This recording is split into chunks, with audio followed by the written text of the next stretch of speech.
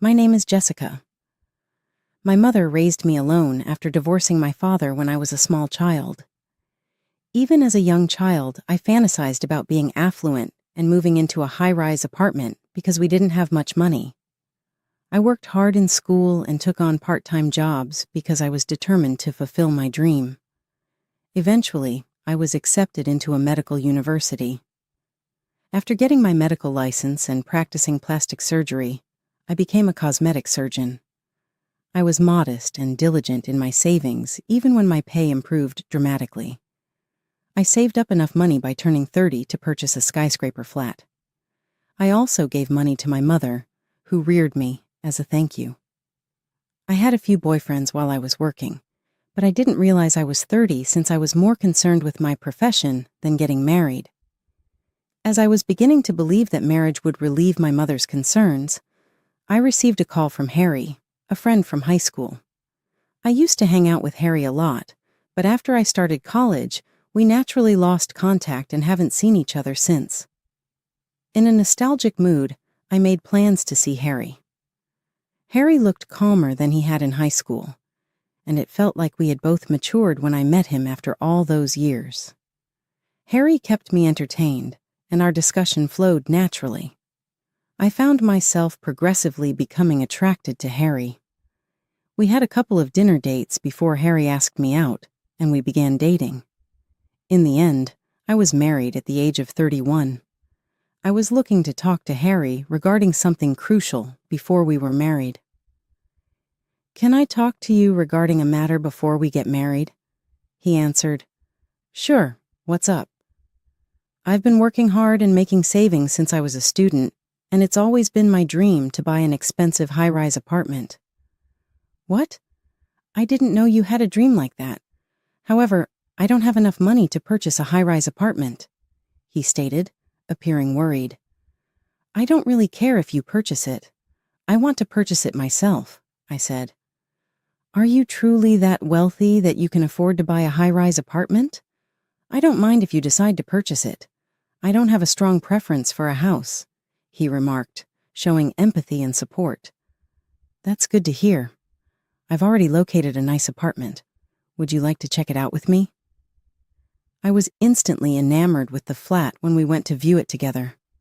Considering my future, I decided to purchase a 3-bedroom apartment. I paid for it all at once since it was cheap, and I didn't want to lose money on interest. Having witnessed my parents' divorce firsthand, I thought about signing the deed in both of our names, but I ultimately chose to retain it in my name alone, just in case. I had no idea at the time how helpful this choice would turn out to be. "I feel terrible having you pay for all things, Jessica," Harry replied. "Avoid saying that. I simply purchased what I desired," I answered. "Many thanks for it. I'm not sure if I should be living in such a wonderful area." Harry was nervous when we initially moved in, and I kind of regretted getting the high-rise flat. Perhaps Harry's pride was bruised by purchasing the flat before marriage, but growing up watching my mother, I never felt the need to depend on a guy. People eventually adjust to their surroundings, whether it's for the better or worse. And after a week, Harry began to look forward to his time in the high-rise apartment. I was reminded of Harry's childlike enthusiasm when I saw him joyfully heading to the first-floor gym or riding the elevator to the top floor for no apparent reason, much like he was back in high school. Harry was still so charmingly childlike that I couldn't help but find him endearing. When Harry and I got married, we came to an understanding. Rather than establishing a joint account, we would both handle our own accounts, divide living costs evenly, and pool our $200 monthly savings. Harry was hesitant at first, but he consented when I persuaded him that we would support one another in case we needed to. A few weeks later, Harry and I formally began our new life together by registering our marriage. "It's nice to officially be with you," Harry replied. "Yes, I am looking forward to it," I answered. Our lives as newlyweds were going great. Even though Harry and I had demanding jobs, we still managed to find joy in the ordinary by watching movies at home or taking a few days' trips. Harry approached me about a dinner gathering one day. "You do realize we didn't have a wedding?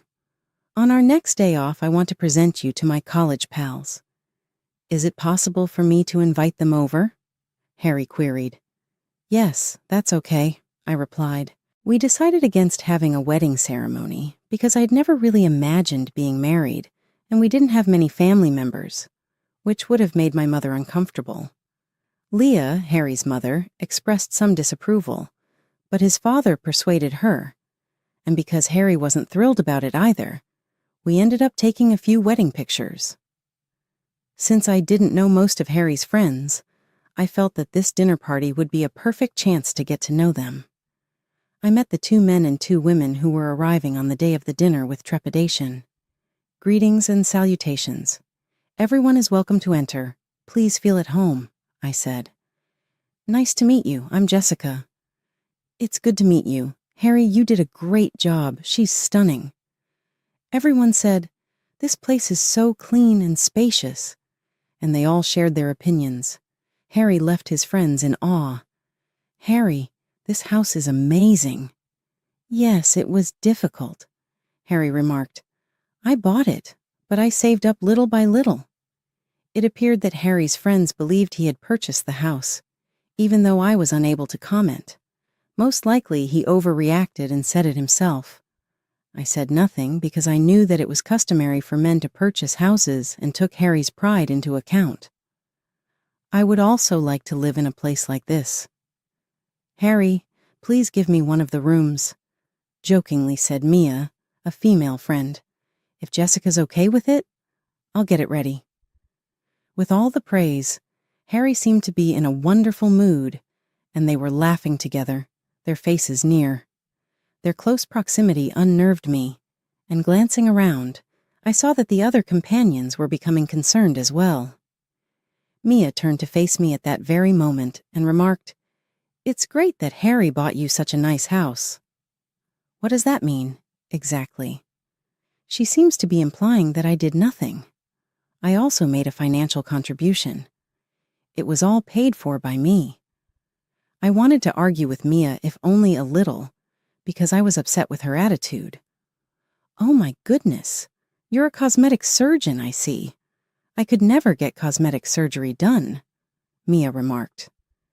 She seemed to know about my line of work for some reason, which disturbed me, but I tried not to allow it to get to me.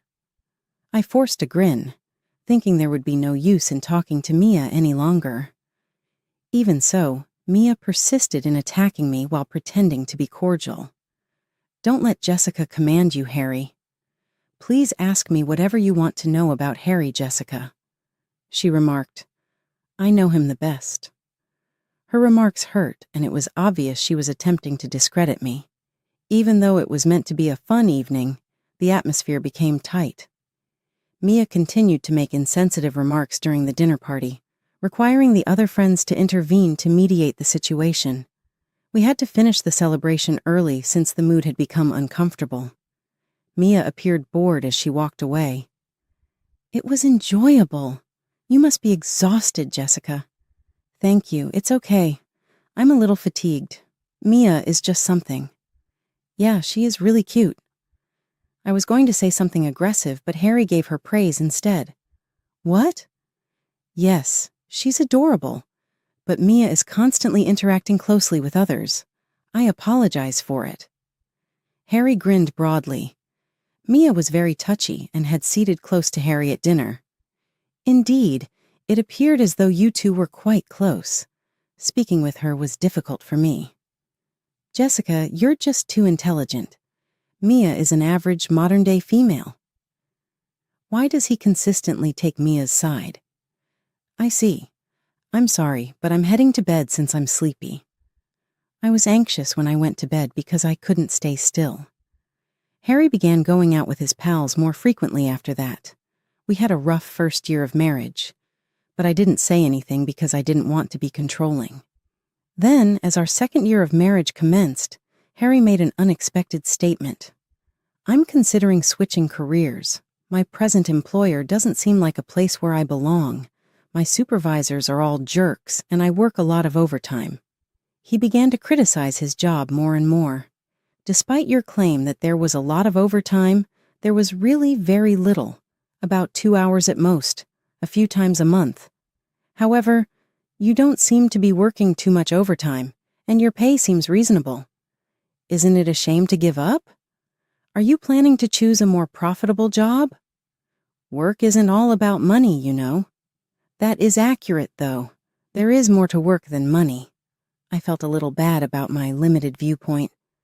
And that ought to be all right because we don't have a loan, right? Isn't your money our family's money? A little hiatus from work is acceptable. But if we have kids, I won't be able to make a living for a while, so I'd like to save up while I can. So you're okay with me getting depressed? What? Why would you say that? Because you're pushing me to keep working when I'm struggling. But you've never before voiced dissatisfaction with your employment. Maybe you should see a doctor if it's that awful. Harry appeared somewhat alarmed. No, it's not that bad, but anyway, I'm changing jobs. Harry didn't seem to be open to suggestions and seemed determined to change employment. All right, but find a new job before you quit. He accepted the requirement that I had imposed, but Harry departed his job without finding another one a month later. You left without getting a new job. What will you do after this? Never fear. I'm requesting an interview with her company with one of my buddies. Harry astonished me with his surprising response when I pressed him about it. Your friend's company? Yeah, she works at a dining place, and I thought I might work there. Is that a full-time spot? Well, probably, Harry replied without making eye contact, and I got a brief panic attack thinking it might be a part-time job. Naturally, I have no issues with a woman working and her husband staying at home, but because I currently take care of most of the housework and we don't have children, I couldn't see Harry taking on that role. If it's not a full-time position, look for something else. I took care to specify this requirement. Will it really be okay if Harry and I have kids? I no longer felt as excited about having kids after that day. Harry went to the interview a few days later and was hired, but it was only a part-time job at first. Are you truly willing to take that work? Sorry, it's part-time, but Mia said if I work hard, I can become a full-time employee. Mia. Harry seems to have made a mistake. Do you mean Mia, the one who visited our house before? Yes, it is correct. Mia introduced me to the position after I informed her I was in trouble. That meant he would be taking a part-time job at Mia's restaurant. I started to get a headache remembering how close Harry and Mia appeared to be, and how openly antagonistic she was to me. Why didn't you inform me about this? Harry said casually. Really, we're just friends. I thought you'd get jealous. And you left your job for this? Well, I'm not certain yet, but I want to give it a go. It was preferable to being jobless because he had already secured the position. With effort, I pushed myself to say, all right, and answered. But Harry started arriving home late more frequently a month after starting work at the restaurant. He occasionally wouldn't come home until after midnight, even on early shifts, and he was increasingly returning home in the morning after drinking. Harry said that he couldn't help it because he was working extra, but the restaurant was scheduled to close at 9 p.m. If he was just getting along with his coworkers, that would be one thing, but I felt nervous knowing Mia was there. You were late again today. Everyone enjoys going out to have drinks.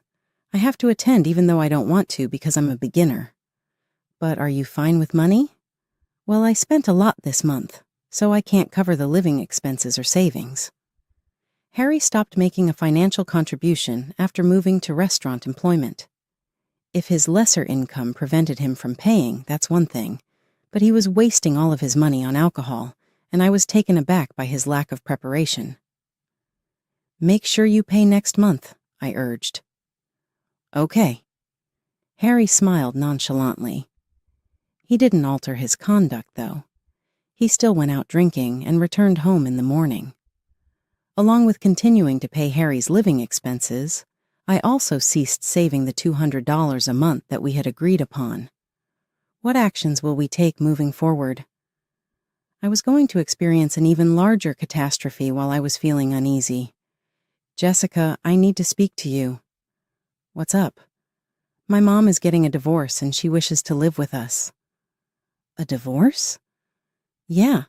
To her, my dad is cheating. But my dad says he's tired because she just sleeps around all day and doesn't do any housework or work. I believed his father could be correct. Their house was never tidy when I visited. Leah always ordered takeaway, so I had never seen her cook. I didn't really like Leah because she was rude and had a sharp tongue as well. I could not imagine sharing my life with someone like hers.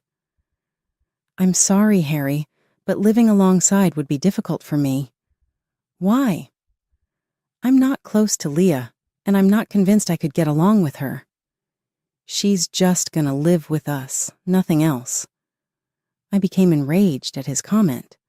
You can't really say that.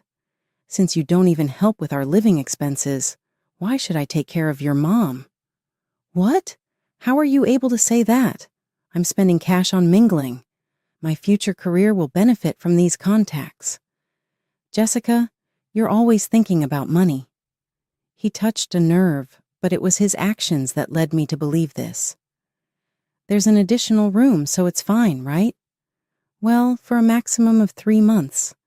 During that period, Leah ought to be able to relocate. I finally agreed. If that's the situation at hand, then fine. You're so stingy. We thus moved in with Leah for a while. However, Leah had a bad attitude toward me from the start. Jessica, a long time has passed. I nearly forgot your face because I haven't seen you in so long. Have you not aged over time? Good to see you once more. I have not had time to visit because I've been really busy at work. I found it hard to comprehend that she would be living in my home and acting in such a manner. Don't say something like that, Mom. You are welcome to utilize this space. Harry's laughter at all of this angered me as well. It's an incredible house. You cannot leave this place once you have moved here. Jessica, are you working in a hazardous environment or what? Her nasty laughter reverberated. My sanity won't hold if I can't get her a place quickly. Make sure to find an apartment quickly and ask her to move out. I advised Harry, who appeared irritated. Don't say things like that on the first day, in a whisper. It would be difficult to live with Leah, who never even said thank you or nice to see you. I'm pretty sure Harry won't support me. Living with Leah was difficult, as one could assume. Dinner is prepared. Kindly assist yourself. How elegant. How lovely. However, it doesn't appear to be that appetizing. I apologize. I hope it's to your liking. It seems a bit odd. Leah would ask for seconds, even though she would critique my food. In addition, she would scream at me while I was cleaning. Hey, the TV is muffled. Are you intentionally annoying me with this? I apologize. I have to go to work shortly. Therefore, I have to tidy up right now. Aren't you able to do it when you return? Are you implying that you would rather that I go? She used to shout at me and control me. No matter what I did. I begged Harry to address Leah's attitude since I was so anxious. Mom is wounded by the split. Permit her to have some of her way, Harry urged. She didn't appear to be at all hurt. But Leah just watches TV all day and doesn't help with anything. Mom is having company. She is not here for cleaning duties. I was upset with Harry because he consistently supported Leah, neglected her, and arrived home after dark, just like he always did. His annual salary of about $20,000 was less than half of what he used to make. Even so, he didn't pitch in with the housekeeping. Instead, he drank during the evenings. You must assist with the housework, Harry. With another person, it's more difficult, and I have a lot of work to do. I'm also really busy at work. As the primary provider, I put in a lot of labor. Breadwinner? Then hurry up and find Leah a place to live. How is Harry the breadwinner when he still doesn't contribute to the living expenses? I've reached my limit. Well, but Mom seems to be enjoying living here, so let's let her stay a bit longer. Not at all. If so, you ought to lend a hand more. What other things do you want me to do? I was too pissed off to reply. My thoughts turned to divorce as I was unable to imagine a future with Harry. As time went on, Leah's disposition grew worse. After the stipulated 3 months had elapsed, she still hadn't found a place of her own. Jessica, I'm going out the next day, so give me some money. No, please ask Harry for it. With his meager pay, Harry puts in a lot of effort at work. He cannot be robbed of money by me. Even though I am working hard. You only come up with excuses. You must quickly locate a place of your own. This is not an excuse. Didn't we agree 3 months in advance? That was never our agreement. Are you incapable of caring for your mother-in-law? Give your wallet to me. Leah grabbed my wallet and snatched $100 with force. When Harry got home late that evening, I informed him about it. To you, Jessica, $100 is nothing. Just remember to be kind to my mother. Do something nice with your own money. I told you I don't have any money. That's because all of it is consumed by alcohol. Return home sober. If I build these relationships, it'll help with my future job, right? This is what Harry always said. Harry, I can't do this forever. I'm worn out. You must accept accountability for your deeds. Find your mother a place to reside or begin making additional contributions. I don't think this is fair. Harry gave me a frustrated, guilt-ridden face. He said, I'll try to do better. But his words didn't seem genuine. We were starting to feel too much tension in our relationship, so I felt I needed to decide quickly. It's really part-time co-workers having a drink together. It's not even professional entertainment. In what way does that aid him in the future? When will it be of assistance? It never will, in my opinion. Harry sighed and gave himself an agitated scratch on his head at that. He whispered, Anyway, take care of my mom, and fled to his room. I knew there was nothing more I could say to him. Subsequently, Leah began pilfering cash from my wallet when I was away. When I went home, I started writing down everything in my wallet, keeping account of what was taken and when. Confronting her simply resulted in yelling. I installed a security camera in the room to film Leah stealing money from my wallet since I needed evidence. Despite everything, I couldn't bring myself to file for divorce from Harry because I didn't want to upset my mother. When I got married, she had advised me to be happy with Harry. I felt that I had to avoid divorce at all costs, since I didn't want to betray their words.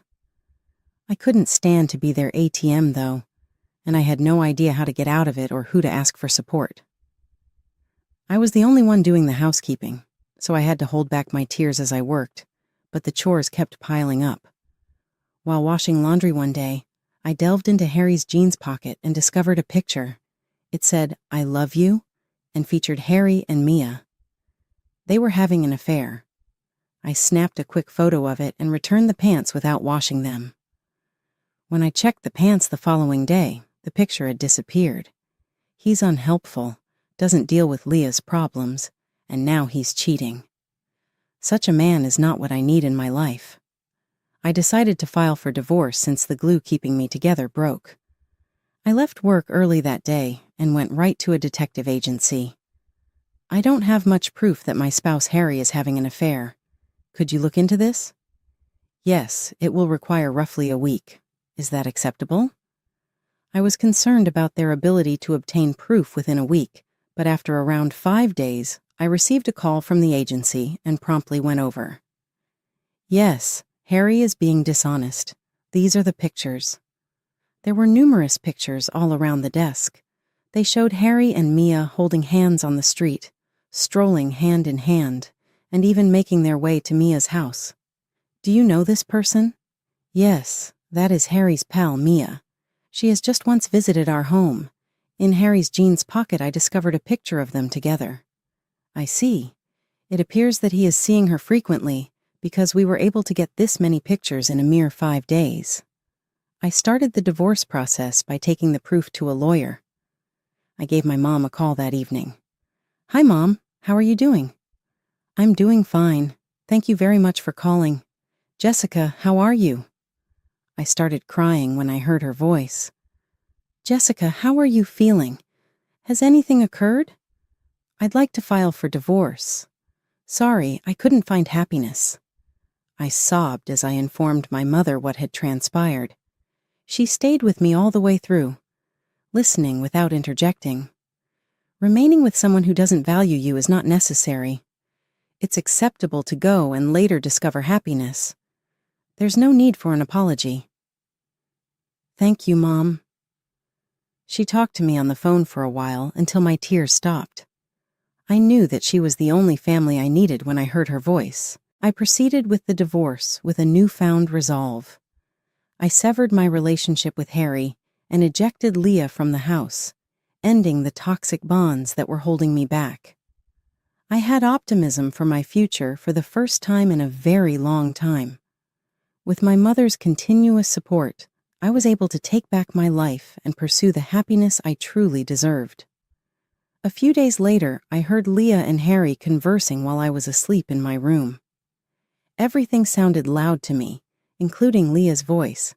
"Hurry up and get Jessica out of sight." "I know. I think Mia will love living here," Harry answered. I snapped on the voice memo on my phone. "I assume the mortgage has been paid off. Just let Mia move in and get Jessica out of the way. Harry, please ensure that the deed bears your name." "Oh, I can just change it without her knowing."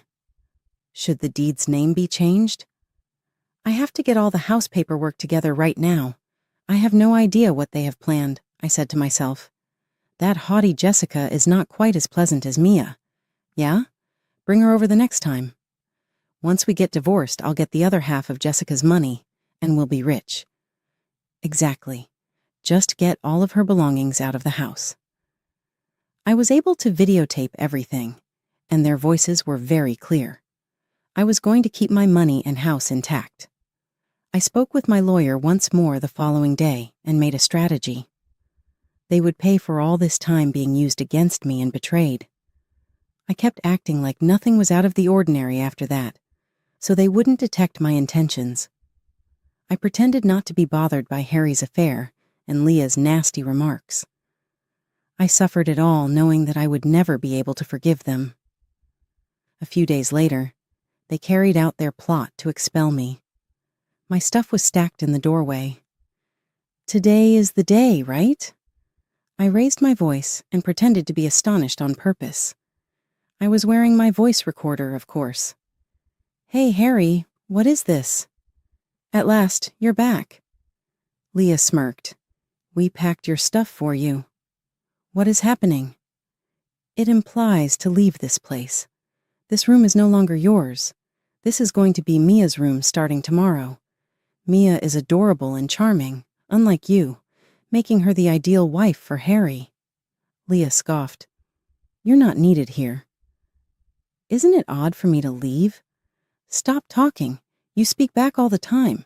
That's the reason Harry is tired of you," Leah yelled, her expression scary.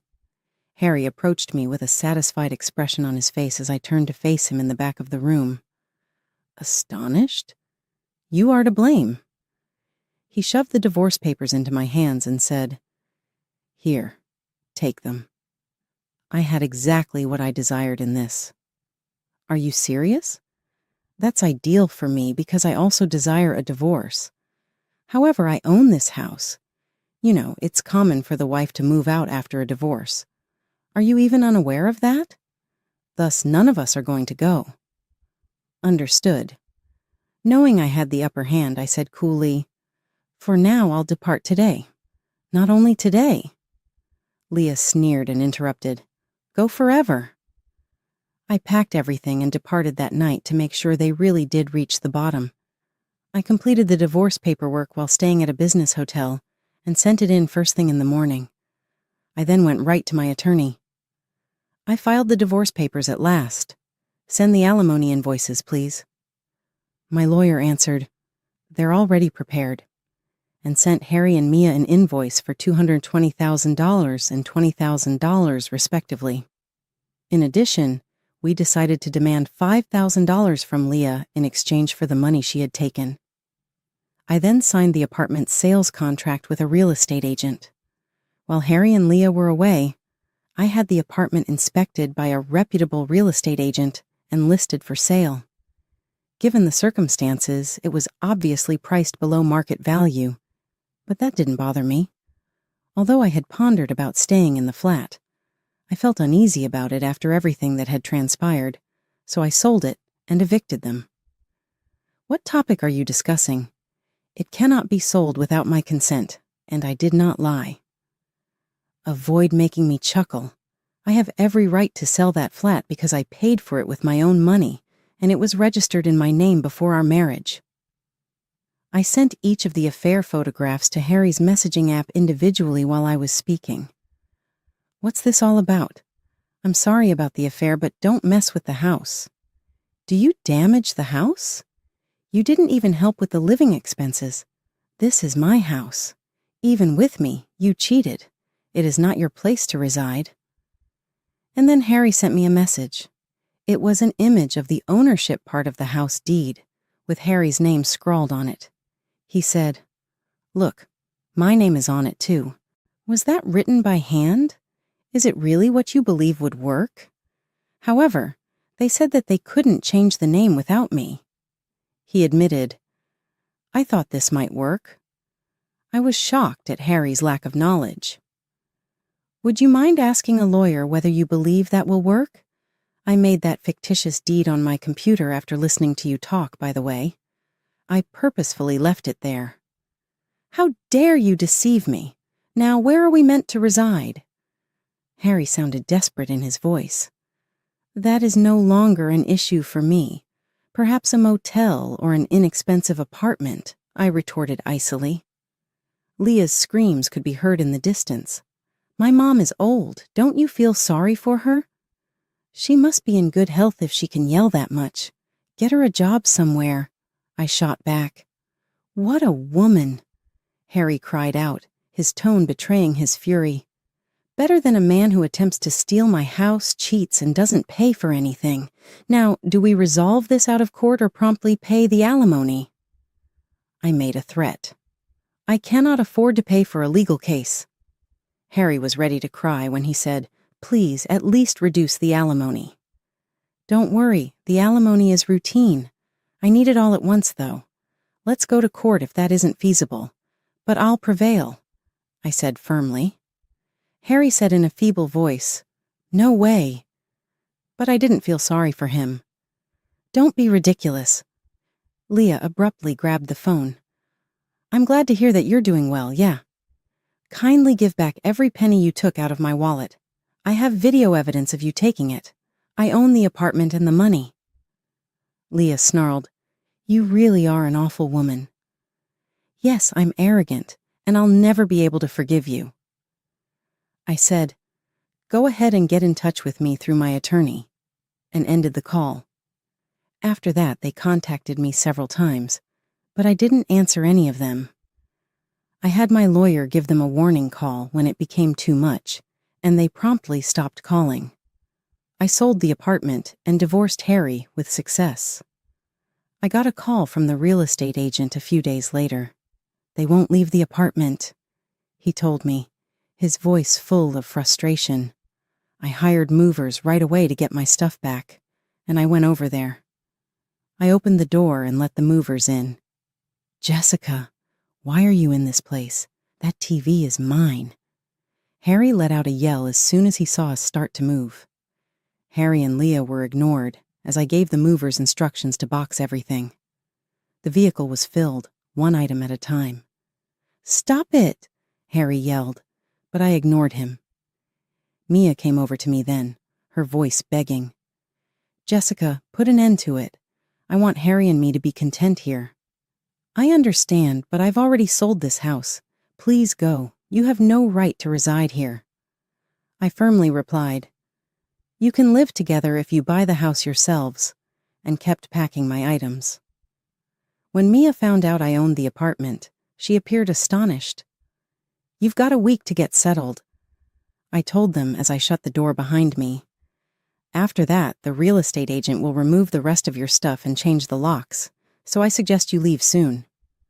I inhaled deeply as I experienced a surge of fatigue and accomplishment. At last, it was over. I relocated far away to be sure I would never see Harry and Leah again. I then learned that they moved out right away after finding an apartment. I granted them a week's grace, which was more than sufficient given that I had the option of evicting them violently. They ought to feel appreciative. When Mia learned she couldn't reside in the high-rise apartment, she instantly ended her relationship with Harry. After the divorce, Harry started paying alimony right away, but Mia was never allowed to move into the high-rise flat. She looked for me, saying she had been duped and asking for her money back, but she was unable to locate me. She ultimately threatened Harry, which resulted in her being reported to the police. Following the settlement, Mia's life declined. Her friends already didn't like her for making out with their partners, and now she was losing them all because of the affair accusations. She resigned after learning about the affair and the threats from her employer as well. Harry and I met with our lawyers later to talk about the property division. Harry insisted on splitting everything, but I showed him our premarital agreement to save $200 a month together, which we would split in the event of a divorce, in a notarized form. Harry had stopped contributing, so I did too, so the $4,800 we saved in a year was reduced to half. When Harry realized he could not withdraw money from my account, he appeared defeated. I refused to cut the alimony, even though he tried to bargain for a smaller payment. Harry ended up in debt since the meager sum from the property divide was insufficient to pay the alimony. Harry's father, Leah's ex-husband, sued her for maintenance, and Leah suffered a similar fate. Harry and Leah were forced to live together out of desperation, and they became bitter and blamed one another for their circumstances. They both put in endless hours of work from dawn to night in order to make ends meet. In my case, I moved in with my mother because I found comfort and support in her company.